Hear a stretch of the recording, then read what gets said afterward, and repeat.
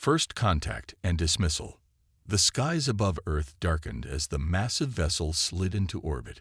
It appeared suddenly, without warning, overwhelming every tracking system on the planet. Militaries worldwide went on high alert, news networks broadcast continuous coverage, and civilians alternated between panic and fascination.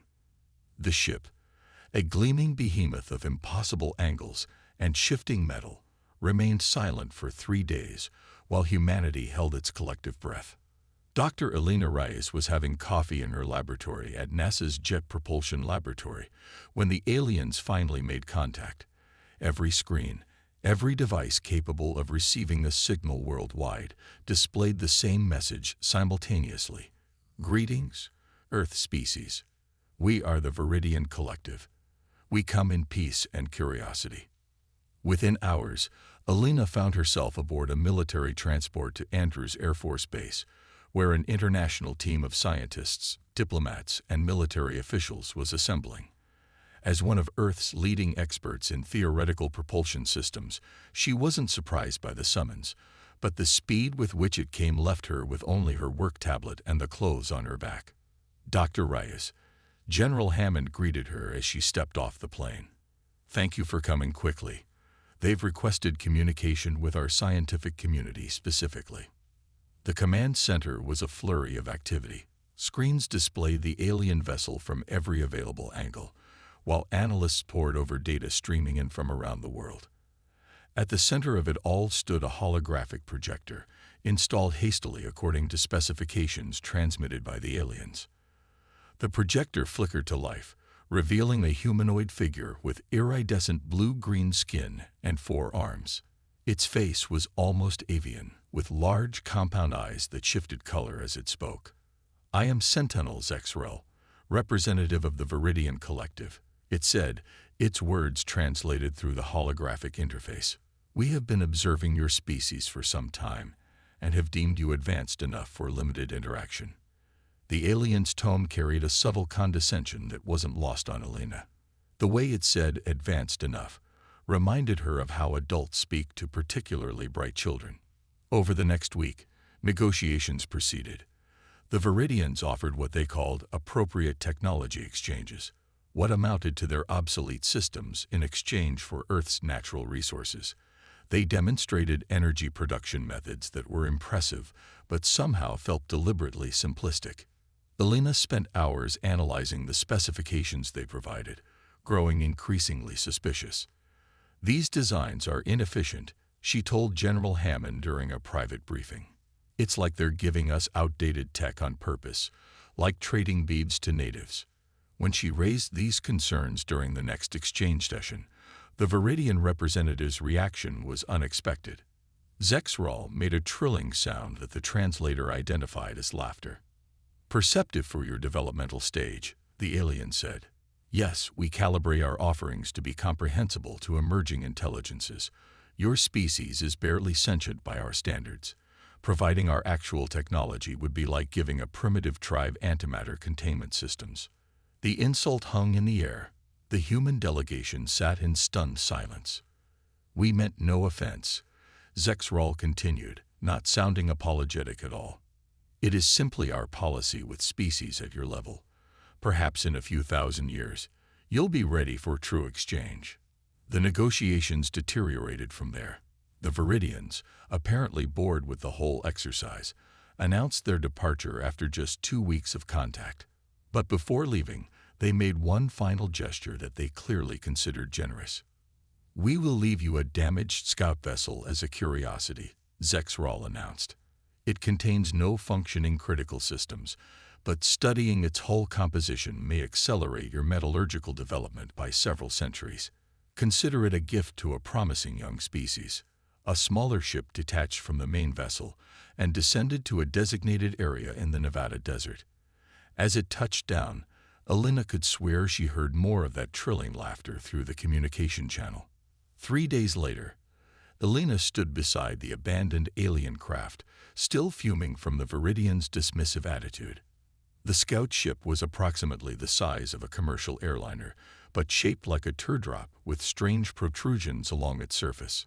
"Dr. Reyes, A voice pulled her from her thoughts. She turned to see General Hammond approaching, accompanied by a diverse group of people. "I'd like you to meet your team." "My team?"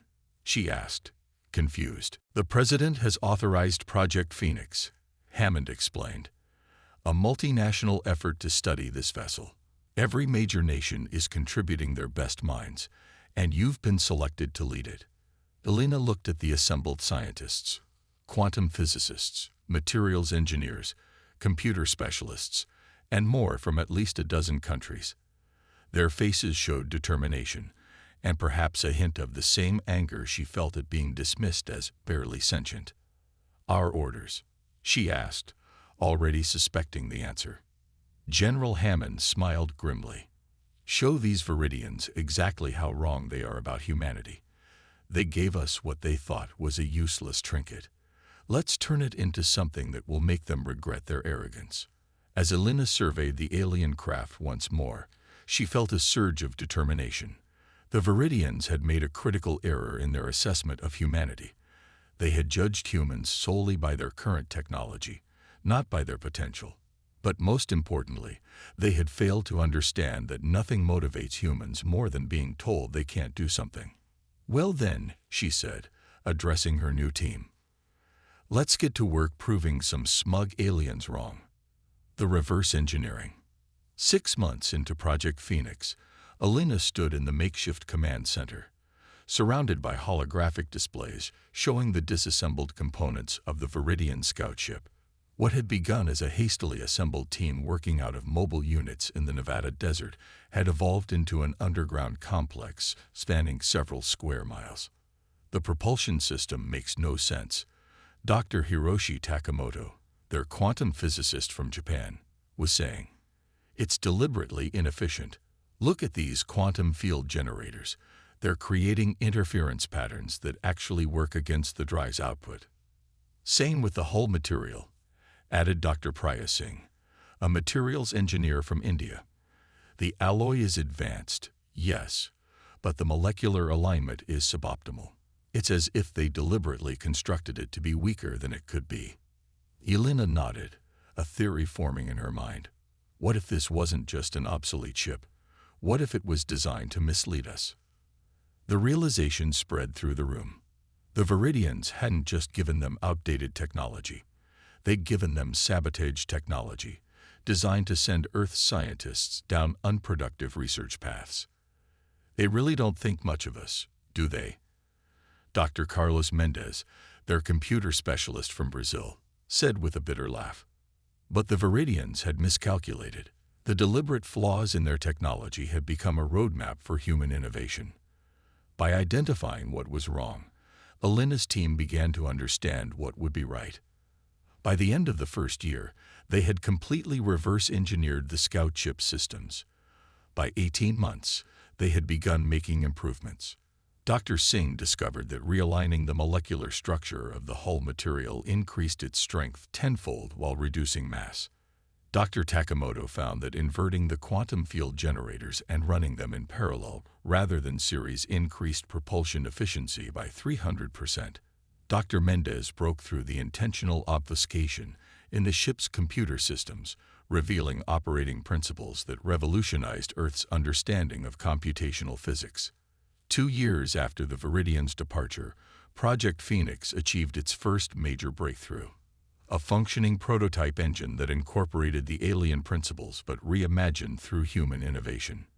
"It's not just that we fixed their flawed designs," Elena explained to General Hammond during his monthly visit. "We'd fundamentally improved upon their base technology. Their approach to quantum field manipulation was linear and brute force. Ours is adaptive and synergistic." The general looked skeptical. "Are you saying our version is better than what they actually use themselves?"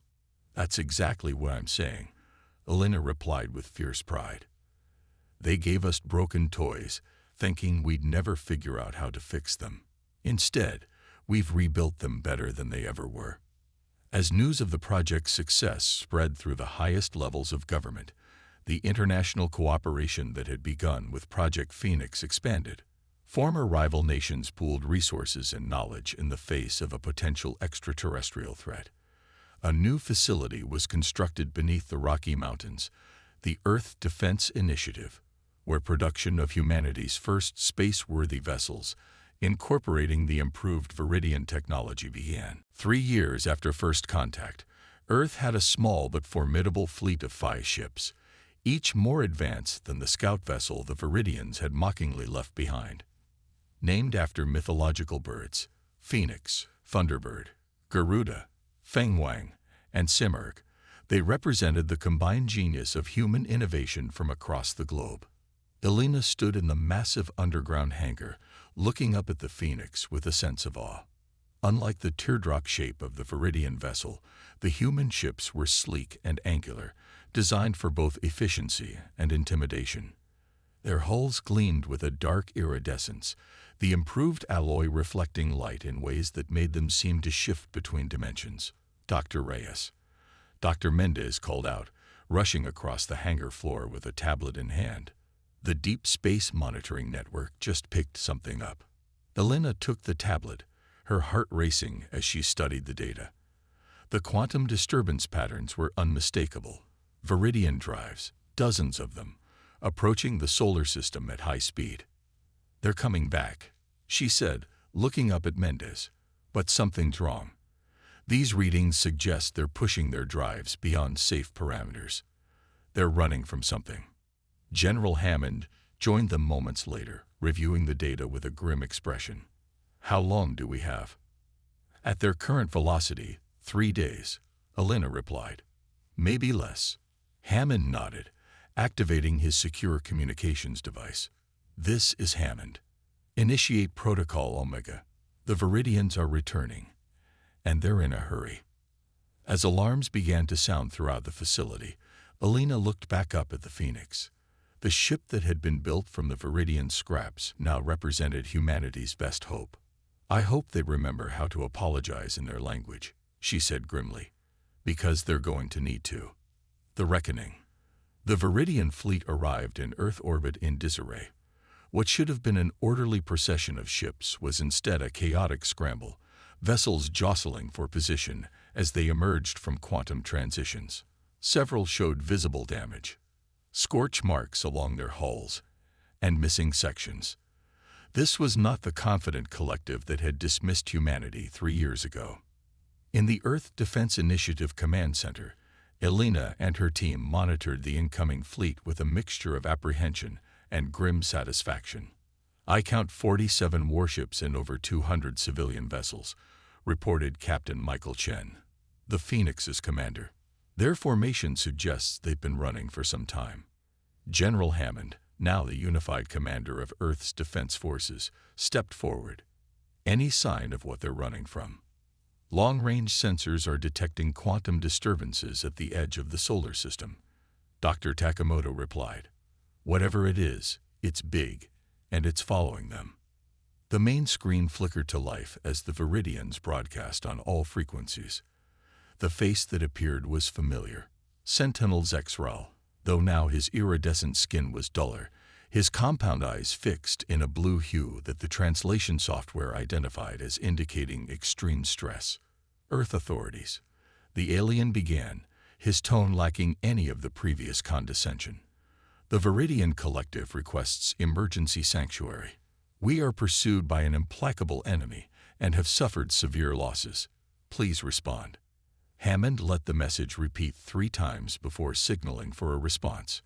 When he did, he made sure the Viridians could see the 5 human vessels rising from Earth on the view screen behind him, their improved drives leaving no exhaust trail as they ascended with perfect precision. "This is General Hammond of the Earth Defense Initiative. We remember your last visit to our barely sentient world, Sentinel Zexral. Perhaps you'd like to reassess your evaluation of our species." The silence that followed was deeply satisfying. When Zexral responded, his translator couldn't entirely mask the shock in his voice. "Those vessels, the quantum signatures, they're impossible. You cannot have developed such technology in mere solar cycles." Dr. Elena Reyes stepped into view beside Hammond. "Actually, Sentinel, we didn't just develop it. We improved it. Your scout ship provided an excellent starting point, once we corrected all the deliberate inefficiencies you built into it. Another Viridian pushed into view, one they didn't recognize. You cannot have mastered quantum field manipulation so quickly. We made sure to corrupt all essential systems. Yes, we noticed that, Elena replied coolly. Thank you for the roadmap. By showing us exactly what not to do, you helped us find better solutions. Our quantum drive efficiency now exceeds yours by approximately 40%. As if to demonstrate, the 5 Earth vessels performed a synchronized quantum jump, disappearing and reappearing in perfect formation around the Viridian fleet. It was a maneuver their ships couldn't match, especially in their damaged state. Zexrael's skin paled to an almost white hue. Please, he said, all pretense of superiority gone. We need help. They're coming. Who's coming? Hammond demanded. The harvesters, Zexrael replied, a tremor in his voice. We discovered their ancient hibernation cluster. We thought their technology could be safely studied. We were wrong. They awoke and followed us across 17 star systems, destroying everything in their path. Dr. Takamoto checked his readings again. Sir, the quantum disturbance is growing. Whatever's coming will be here within hours. Hammond studied the desperate Viridian, weighing humanity's options. Finally, he spoke. Sentinel Zexrael, Earth will offer sanctuary to your civilian ships. Your military vessels will coordinate with ours to establish a defensive perimeter. But understand this. You are no longer the advanced species offering trinkets to primitives. You are refugees seeking aid from equals. Those terms are non-negotiable. Relief flooded the Viridian's features. Agreed, General Hammond. We accept your terms. As the Viridian civilian ships were guided into Earth's atmosphere, coordinated by human controllers who directed them to designated landing zones, the military vessels formed up alongside Earth's 5 advanced ships. The sight was surreal. The supposedly superior Viridian warships now taking orders from human commanders. In the Phoenix's command center, Elena reviewed the Viridian data on the approaching harvesters. The information was fragmented and panic-stricken, but one thing was clear. The harvesters were an ancient machine intelligence that consumed all technology in its path to expand its collective. They're attracted to standard quantum field emissions, she realized, studying the attack patterns.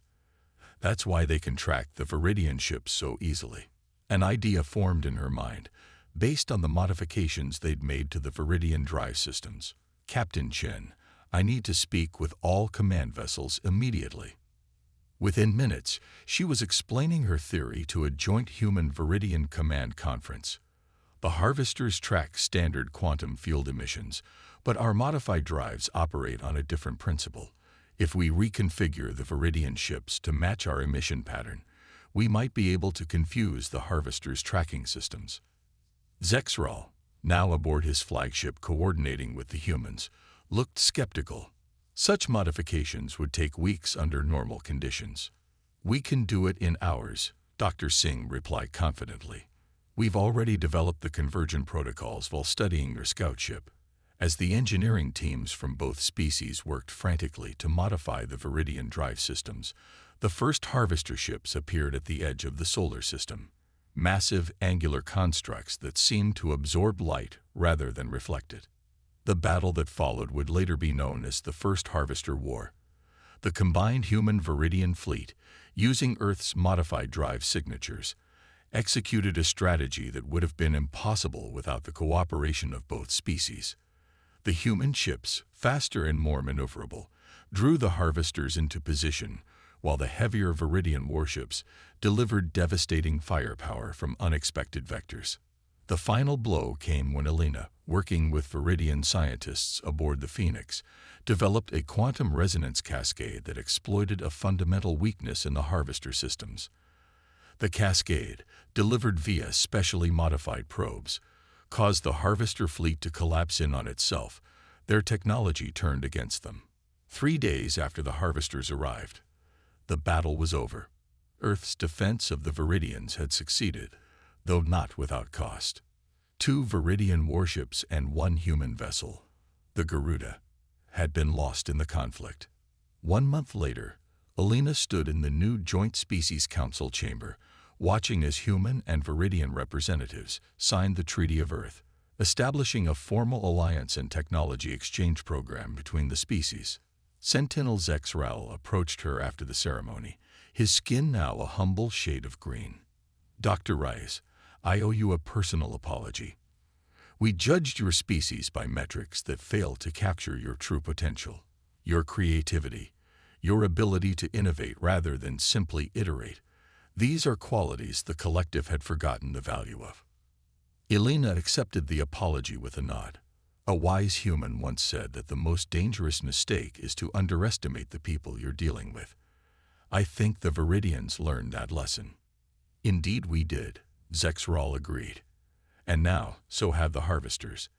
The galaxy will take notice of what happened here." As they looked out the chamber windows at the Earth below, where Viridian ships now peacefully coexisted with human vessels, Alina couldn't help but smile at the irony.